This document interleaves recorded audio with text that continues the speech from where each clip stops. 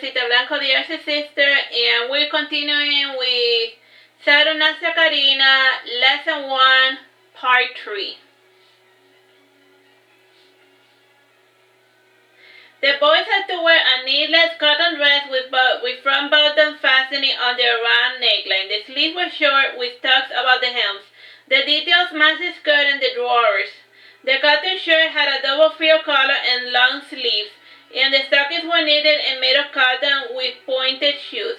The girls wore striped cotton dresses with high round necklines and a long unfitted bodice, with horizontal contrast colored satin insert bands, set between vertical bands of the same color. It also had the matching color buttons with the edge cuffs on the long sleeves, and a hip belt above the knee-length padded skirt.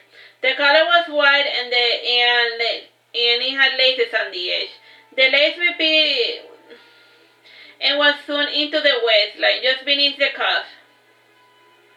The only individualism allowed came in the form of the jackets, which were required to be either pink or white, or the hair ornaments for the maidens. The length of the girl's skirt was considered somewhat indecent, and when the problem was brought up to Marduke, his answer was, "If your eyes make you sin, I will poke them out." That's like a play on something crazy that Jesus said that. If your eyes make you sin, poke them out. Moving along. The Bible says a lot of things. It was one of the pink uniformed students that opened the door to the classroom. He appeared to be a young man between the ages 14 or 20.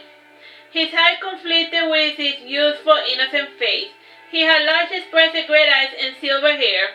Those with a bit of goblin blood in the mix tended to have unusual hair and eye coloration. His frame was slender and delicate like that of a girl. As such, the pink uniform suited him well. When he spoke, he said, "My name is Casimir Silver. Yes, that is my name. I heard this was the free optional class being offered by the Princess of Veragerung. I haven't ever anything better to do, so I decided to pass by.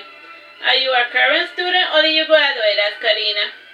"I completed my career 2 years ago, and I had a little bit of idle time from my shop, and so I decided to expand my mind a little," said Casimir. He seemed able to ramble on, but Karina interrupted him. "This is a free class. There's no need to over-explain yourself. I'm just happy to have you here." "But that is your seat, madam," said Casimir, pointing to the podium. "I suppose," said Karina, getting up, "for today. Next time you come, the place might look quite different." "The teachers are not allowed to customize their classroom," said Casimir. "It is a good thing that I'm not a teacher then," said Karina. "You are not? Then what are you doing here?" asked Casimir. "I'm here to teach a class," said Karina. Casimir was stunned for a second, and remembering his former school, he decided not to press the issue. He chose a random seat, and then he started to wait. As it is tradition for both students who were waiting, he brought out a book to read from his backpack. Karina stretched her limbs a bit to look closer to see what Casimir was reading. When she saw the book, the light of understanding came upon her, and she decided to change her lesson plan. Not that she had a lesson plan to begin with. Karina looked at the time. There were still 20 more minutes to go, and sitting down on the table, she started making weird sounds and blowing raspberries, and kicking up the floor with her sandals as it is common among bored children. The door opened again, and this time 4 people entered. The first person was somewhat out of breath. He complained, "Whose idea was it to have classes so high up the stairs?" I remember that the library has like 8 floors that they gotta like climb, and there's no elevator. "It better be worth it, because otherwise you won't be seeing me here tomorrow," said another fellow. The first person who spoke was a 13-year-old halfling named Babiso. He was part human and part Unsele fairy. Time, bro? 10 minutes. From his human mother, Babiso had his ebony body, his delicate hands, and large mane of hair. From his fairy father, he had gotten the tiny antennas, the snake skin on the hands and feet and around the eyes, and the fur around the head and the small wings. The wings were similar to those of a leopard print moth.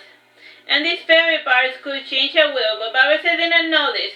This was how his father always looked when he was with his mother, and so subconsciously Babysel emulated his father. The other person who was talking to Babysel was Janus Coresi, the son of the high priest Flamen. Flamen was being a little bit of a bother as of lately, with his insistence on religion playing a bigger role in the new government, and the return to wholesome family values. And when he heard of Karina's class, he insisted that his son attend it in order to become a better, wholesome citizen. Since Janus was a bit of a tool, he did as his father commanded. Janus had misty amber eyes, the types of eyes that saw a world that only he could see. His blonde hair was really short, with no distinguishing sign of individualism. Since he was 17, his face was starting to gain a more mature look. Slowly he was turning into his father, which was part of the reason why Janus despised mirrors so much lately. To distinguish himself from his father, he was growing a small little mustache as a sign of rebellion. Since he was working on bulking up, Janus was also pretty tan. Though this change was very recent, so he was still slender, but he had small hints of pectorals and musculature on the arms and legs. The following person who entered the classroom was Carmela Lini. She had received Karina's letter about the class and had read too much into it. Since she didn't know what to expect of a new citizen exam, she decided to take the class just to play it safe. She was an exiled dark elf of some 431 years of age. She had made her money as a midwife and a healer. She was currently living in a small home with a large garden, and her only companions were the baby dolls she avidly collected. Since she was a dark elf, she was photosensitive, and so she wore a burqa. Since pink was the current color in the school, her burqa was pink. Time? 8 minutes. Aside from her, there were other 70 students came within. They are not relevant because after the first lesson, they never came back. Karina noted the time and then she said, "Well, if that is everyone, I will start the lecture. Aren't you going to call roll?" asked Jano, raising his hand. "This is a free class, so you are free to leave and never come back." "I don't see the need to call roll since I know who everyone is," said Karina. "Is that so?" whispered Babysel, not too convinced. Janos nudged at him with his elbow to remind his friend of his manners. For some reason, this made Karina think of a little dog correcting a pack member. Karina was going through a dark phase, and now everything reminded her of canines. After being quiet for a bit, Karina said, "Well, let's just hop into it. First, the basic tutorial. There's no lesson plan. I'm just winging it as I go along, and there are many new laws, and the easiest way of learning these new laws is to understand the logic behind them. If you understand how these new rules work, you won't have to spend all your time memorizing them." Karina saw a hand raised, and pointing to Carmeta, she said, "Ask your question." Carmeta looked a bit confused, and then she said, "I wasn't raising my hand." "I know you were not the one who had the question, and that other fellow just wants to ask something stupid, so I'm ignoring him," said Karina. Time? 6 minutes. Carmeta had always had many questions, but she was the type of person who would rather have another fellow ask the question. If it never turned out, she would either resign herself to her fate or try to look for the answer herself. In the end, Carmeta said, "Is there going to be any exams?" "No, just a little bit of homework, which is also optional. If you do your work well, I might give you a sticker or a cookie, but only if it pleases you so," said Karina in a condescending tone. The students who were not going to return started mumbling among themselves. Babysel and Casimir too started talking. Karina sat down on the throne and brought out a nail filer. Janos, seeing the roll, took it upon himself to bring order. Standing up, the preacher's son said, "Quiet, all of you." The students flinched at the authority of his voice. When he spoke, Janos sounded very much like his father. There was an eerie silence followed by a cough.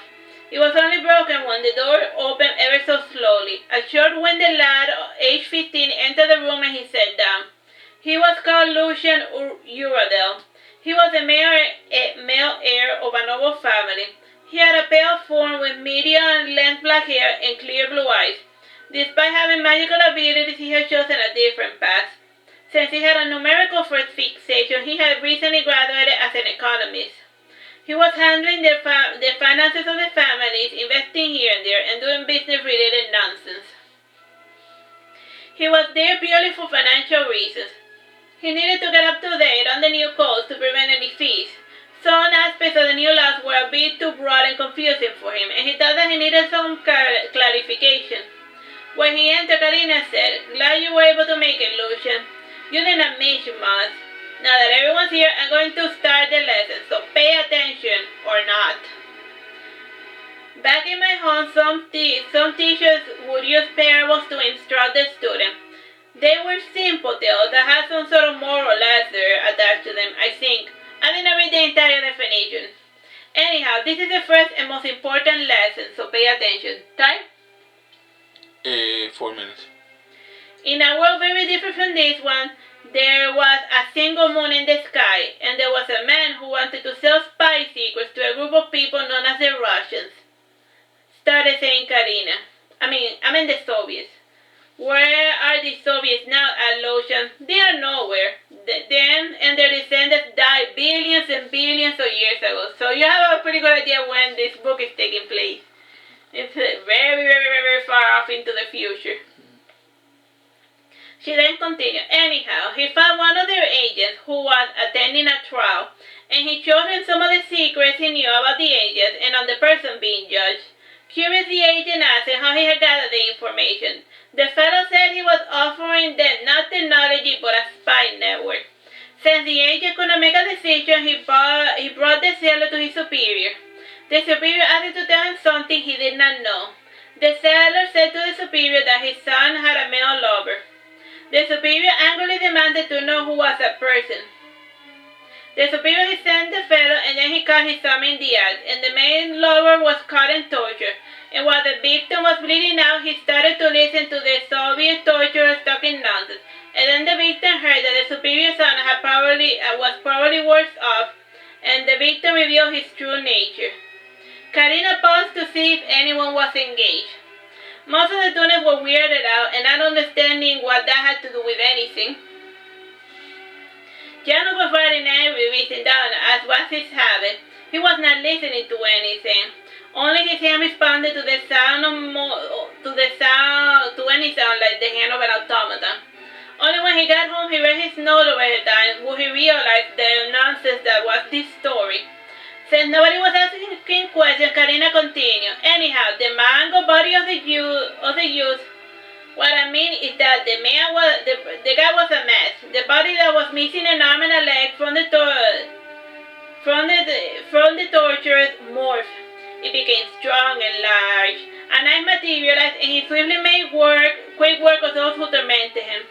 After breaking free, the creature rescued his lover from his abusive father, and they lived happily ever after. Any questions? When you said that the body changed, how did it change? Was the man that they captured a dragon? Asked Babysel. Planet Earth never had dragons, so no, we had dinosaurs though, explained Karina. Are dinosaurs like dragons? Asked Janos. Time? 1 minute 30 seconds. No, they are more like very, very large lizards with no magic. More the pity, explained Karina. And dessert, so your Soviets are from another world, asked Lucian. Man, you're missing the entire point of the story, said Karina. What is the point? Asked a very confused student who never returned. The point is that love conquers all, and that sleepers have a very bizarre quantic nature, explained Karina. Quantic, how do you spell that? Asked Jano. Quantic, said Karina. She added, it means their bodies don't follow normal rules that bind waking people like you or me. What is a sleeper? Asked Casimir. Time? 30 seconds. Alright, we'll leave it at that. Bye bye and God bless.